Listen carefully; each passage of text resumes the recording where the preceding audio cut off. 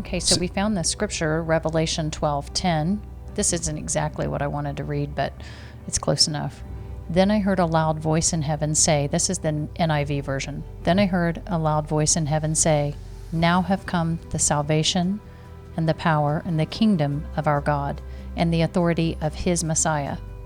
And the authority of his Messiah. For the accuser of our brothers and sisters who accuses them before our God day and night has been hurled down. And I often think about the accuser. Yes, he accuses us before the Father, but he does it also through us. Mm-hmm. We call it, let me pray for them, bless their heart, because guess what? Gossip. But we accuse each other before the Father, and that's how Satan uses us, because he doesn't really have a voice except that we give it to him in this body, on this earth, in this kingdom. And that's precisely why Christ would say, judge not lest you be judged. So once you have actually judged somebody, you do not know the depths of who they are. You have no idea who they truly, truly are, but you're judging them with a different lens, and it's a lens of you. You are through you're lens. the rod of judgment. Yeah, you become the measuring rod. Yes, the measuring and stick. now what's going to take place is this pole shift. This coming physical pole shift is preceded by this spiritual pole shift. And it is a social pole shift, and everything is flipping upside down, and we're witnessing this right now. And the reason why it happens is, as I've always said, the enemy is far more intelligent than we realize. Far more intelligent than we realize. And that's why I always say that you cannot truly believe in the Father and the magnificence and the power and the true understanding of just who the Father of all things, not just this place. This place is run, owned, and operated by the enemy. This is his.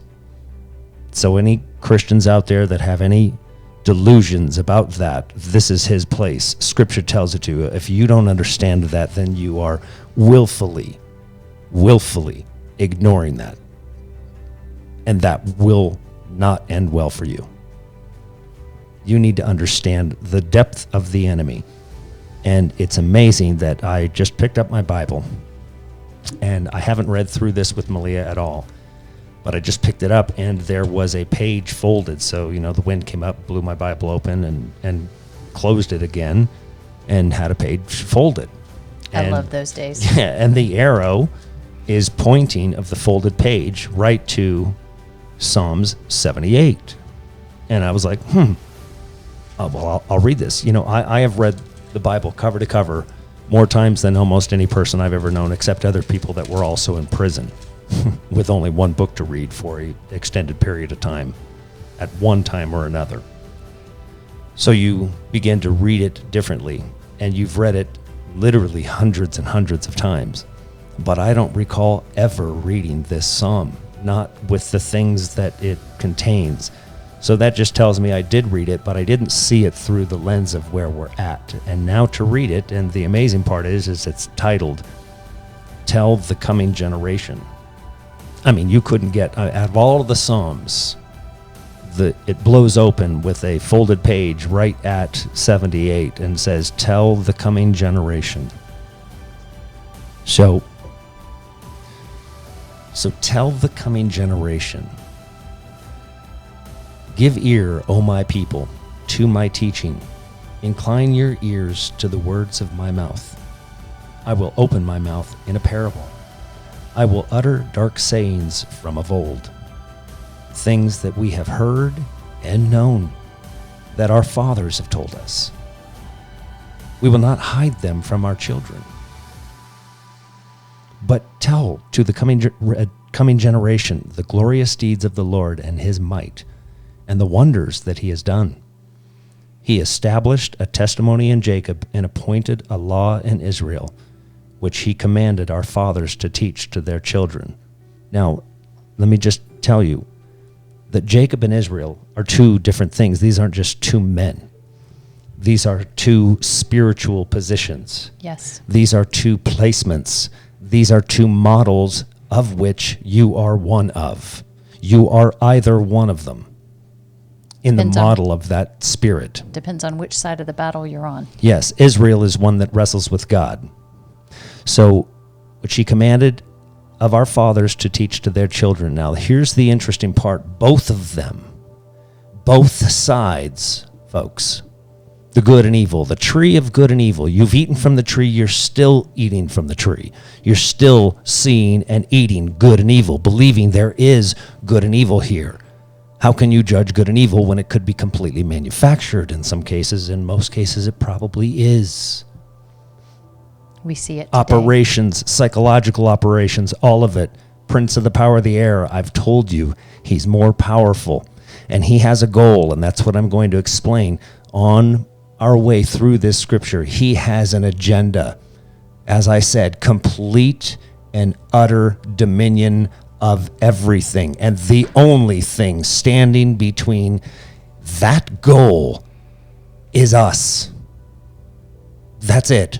Right now, we are the last stand against that, because that's all he needs.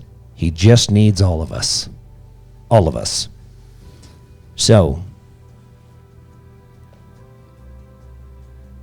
he established a testimony in Jacob and appointed a law in Israel, which he commands our fathers to teach their children. Now, what was that law originally? Remember, we've explained that wicked is simply just bent. At what point they bent it long ago. How far are we from it? We don't even recognize it anymore. That's why you won't recognize the Messiah. That's why they never do. But he commanded them commanded them to teach this law to their children. And ultimately, if you've been paying attention to this channel, you'll understand the power and the destruction of the single law, which is love. People think, oh, love is just beautiful. Well, I can tell you right now, in this position where Christ stands, everything that Christ did was absolutely in love, but they certainly didn't see it as that. They saw it as destruction because they don't have love. They've removed that from society. You don't have love, you have the law, the new one that they took, that they made, that they altered, that they changed, that through their wicked actions continually moved us away from who we are. And this awakening that is taking place and this pressing in and this oil being squeezed out of us is going to determine exactly who you are.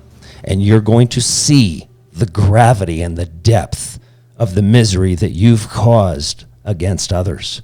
It's going to come. Judgment is coming in that way. That veil, when it cracks, you will understand all things.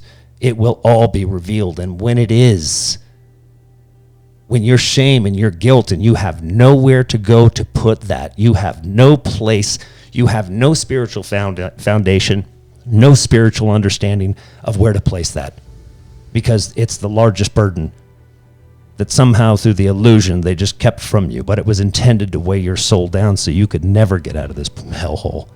No different than the prodigal. Same. Wallowing around and being fed in a pigsty. He wasn't a pig, but he was there. But he was there. He had to get up himself and walk out of there to the Father. So it says, to teach to their children, that the next generation might know them, the children yet unborn, and arise and tell them to their children, so that they should set their hope in God, and not forget the works of God, but keep his commandments, and that they should not be like their fathers. Now it's amazing. Our fathers are responsible for teaching this to us. This is why Christ said, you testify that you're your father's children, and their sin came first. You confess your sin right now. How can you not understand that if your fathers are the ones that killed the prophets, you killed the prophets? The inheritance, that's what that is. So the amazing part about this is that it's our Father's fault, but it's all of our fault, because we're our children's father right now. Have we taught them the true law? No, because we didn't. We just taught them what they told us in church, or from their political stand, or from their donation page, or whoever they are, completely immersed in the world. We've all been there. Nobody is born into this place and just, unless you're born into some cave somewhere. But if you're born into this society, the law, the government, which in God we trust, that's the government. They have put their faith in the law, which is government. Government is God, if you didn't notice. If you haven't figured that out, it's the tool. It's the temple built for the enemy by his minions. And it's terrible. And it always happens. And this is why, this is what's so remarkable about this psalm. This tells you exactly the whole thing, how it all goes down and why.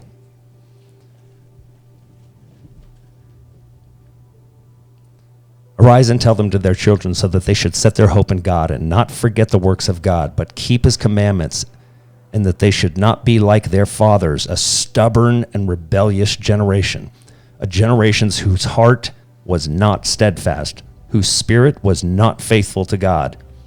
The Ephraimites, armed with the bow, turned back on the day of battle. They did not keep God's covenant, but refused to walk according to his law. They forgot his works and the wonders that had been shown them. In the sight of their fathers he performed wonders in the land of Egypt, in the fields of Zon.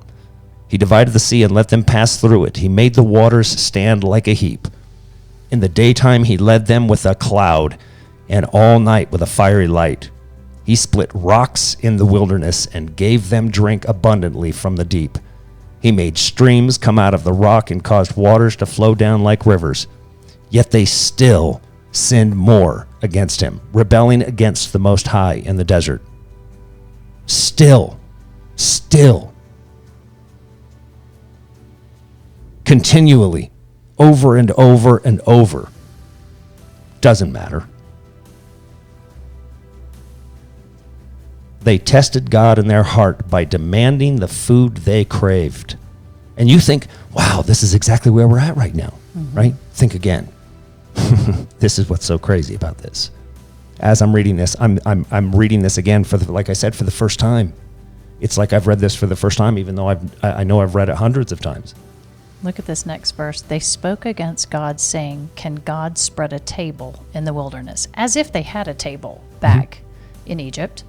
Yeah. Right? It was so much better for us there. But can God spread a table for us in the wilderness? You're no longer a slave, so why don't we start there? These are social conditions, though. They tested God in their heart by demanding the food they craved, like demanding it. I deserve these things, right? Totally entitlement. And then they spoke against God, saying, can God spread a table in the wilderness? No, but the government can. The government can send me a $2,000 check. And so what happens? Do you turn to that God? People would rather have that set thing in stone. It's just like having laws. We always say this, people like laws because they're static, right? Just give me one thing to do and tell me it's always wrong to do this and it's always right to do that. That is absolutely not life by the Spirit of God. The Spirit of God is subjective. Let me repeat that, because a lot of folks out there are probably going to slam me for saying that. We have a difficult time. People go, oh no, there's no shadow in his turning. It's always wrong to kill. It is. Somebody breaking into your house with a machete coming after your child. Would you defend? In other words, even in man-made laws, we come up with gradations of right and wrong.